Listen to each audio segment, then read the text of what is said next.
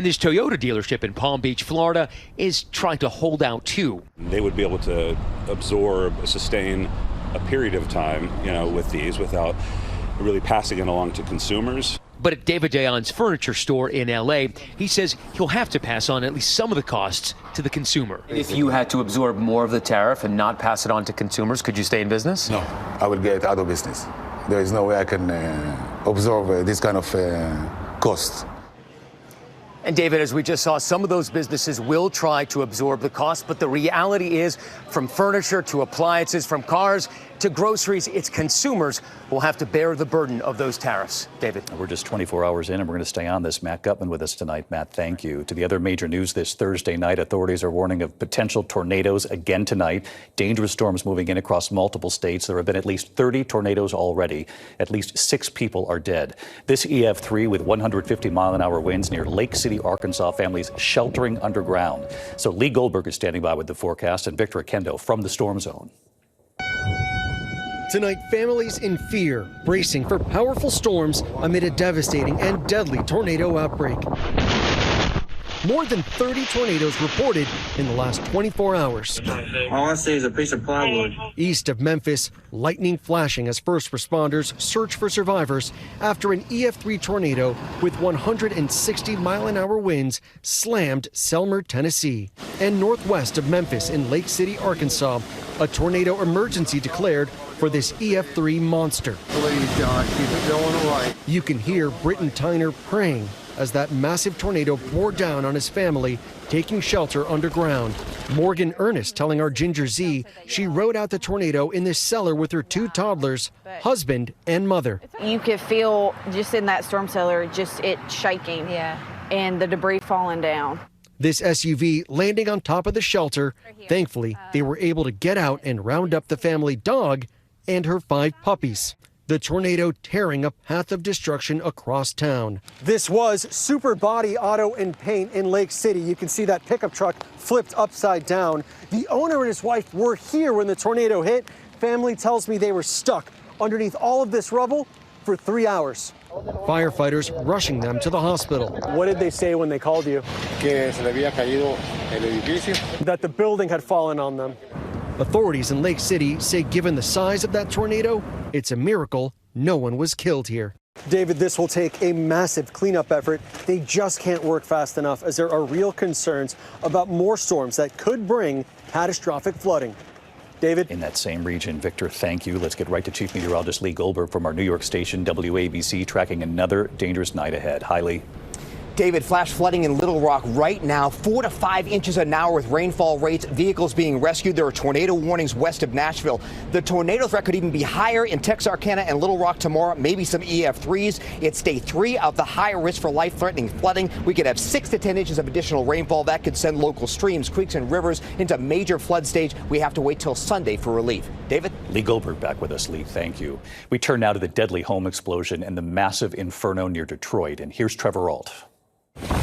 Tonight, a deadly house explosion rocking this Michigan neighborhood. Charred wreckage and a massive hole left in its wake. First responders on the scene south of Detroit just before 6 this morning, battling the inferno. It was all just flames. It was a big boom. Exactly when I woke up, I heard that big boom. The force of the blast launching a couch into a window across the street. A second home also catching fire. Debris strewn across multiple yards, littering trees and rooftops. Authorities say 2 people were inside at the time of the blast. Upon arrival, the officers located a 37-year-old female trapped in the house under rubble and a 38-year-old male who had actually been blown out of the house into the front yard. Both victims were hospitalized for extensive burns and other injuries. Authorities say the woman later died.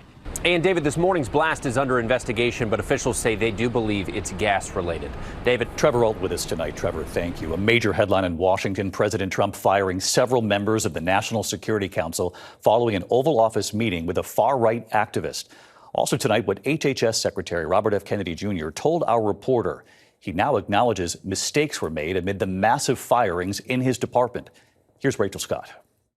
Tonight, sources tell ABC News President Trump fired 6 members of the National Security Council at the urging of Laura Loomer, a far-right conspiracy theorist who met with the president in the Oval Office yesterday as he was preparing to announce his sweeping tariffs. Always we're going to let go of people that we don't like, or people that we don't think can do the job, or people that may have loyalties to somebody else. Loomer, who has promoted fringe theories, like that the 9/11 attacks were, quote, an inside job, has long been close to Trump. She makes recommendations of things and people, and sometimes I listen to those recommendations. The president says Loomer was recommending people for jobs. Did she have anything to do with the NSC aides who were ousted? No, not at all. But sources tell ABC News Loomer named several top security aides she considered disloyal. And today, at least 6 senior National Security Council officials were removed. It comes as ABC News learns of a major reversal at the Department of Health and Human Services.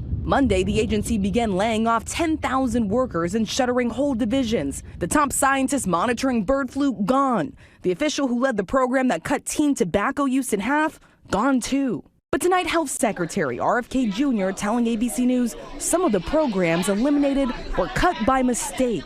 Kennedy making those comments after ABC's Cheyenne Haslett asked him why the department had cut a CDC program that monitors lead levels in children. It was this program that uncovered the lead in applesauce pouches in 2023. Can you explain the rationale for cutting a program like that and why that's not an essential service? There were some programs that were cuts that are being reinstated, and I believe that that's one of them. Kennedy then acknowledging that in the course of the mass layoffs and restructuring, several mistakes were made. Programs cut that should not have been, and people fired who should still be in their jobs. There were a number of instances where studies that should have not have been cut were cut, and we've reinstated them.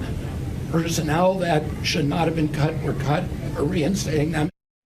Secretary Kennedy insists the cuts are necessary to streamline the department, but he still has not said which programs are coming back or how many people will be rehired. David. And acknowledging mistakes to ABC News, Rachel Scott there at the White House. Thank you. When we come back tonight, we are learning of a stabbing spree in the nation's capital, what we know so far. Also from Philadelphia tonight, you have to see the images coming out of the zoo. The first-time mother at 97 years old.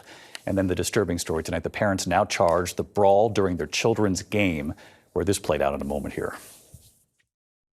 Tonight, we have learned of a stabbing spree in the nation's capital. Police say 6 people were stabbed in a neighborhood in northeast Washington, including a grandmother and her 2 granddaughters. They are expected to survive. We're told the suspect is in custody tonight. This evening, several parents have been charged following a brawl during a youth hockey tournament in Egg Harbor Township, New Jersey. Coaches and parents coming out of the court, joining the fight. 3 parents have been charged with assault and disorderly conduct. When we come back here tonight, Bruce Springsteen's lost album's about to be revealed, and you have to see those remarkable images from the Philadelphia Zoo. She's a first-time mom at 97. To the Index, Bruce Springsteen revealing a treasure of never-before-heard songs. Boss will release 7 so-called lost albums in June. The collection includes 83 songs he wrote between 1983 and 2018. When we come back tonight, the endangered tortoise, a first-time mom at 97, and you'll see her and the babies in a moment. Finally tonight here, the first-time mom at 97 and one of her babies right here at the team at the Philadelphia Zoo, America Strong. Tonight at the Philadelphia Zoo, a new incredible world record, a first-time mom at 97 years old and her babies. 4 critically endangered Western Santa Cruz Galapagos tortoise hatchlings have just hatched. Less than 50 are known to exist in America. Hi, David. Their care team introducing us. They represent a new genetic lineage of this species in human care, and we're so happy to have them. Tonight, the zoo telling us they are proud to protect the endangered population and proud of that new mom. They call her Mommy. And they say, remarkably, she is a first-time mother at 97 years old, now the oldest known first-time mother ever of her species. Hi, David. Zookeeper Jason Alfondre. She is our oldest and longest tenured resident, estimated hatching in 1928 and has been here since 1932. So she's about as Philly as it gets. Tonight, the zoo saying the babies are healthy. They'll be ready to make their big public debut on April 23rd, about 3 weeks from tonight. Congratulations, Mommy! Congrats to you, and the mom looks great at 97. I'll see you tomorrow. Good night.